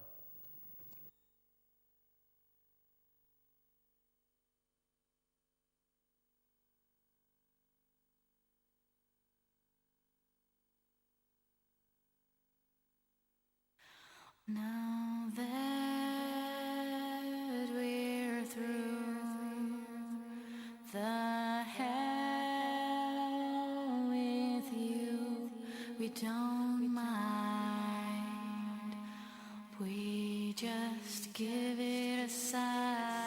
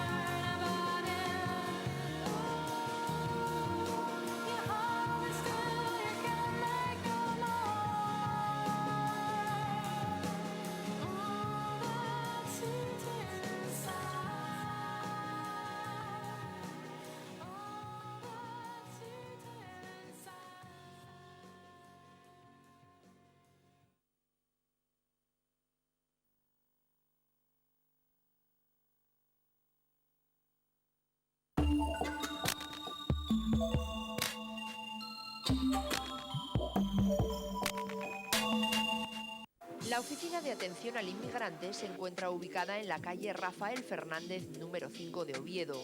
Sus teléfonos son 985 22 4401 y 985 22 4404. En la Oficina de Atención al Inmigrante se ofrece apoyo psicológico, asesoramiento jurídico y consultas sociales. Los horarios de atención al público son de lunes a viernes por la mañana de 9 a 2 y los martes y jueves de 5 a 7 de la tarde.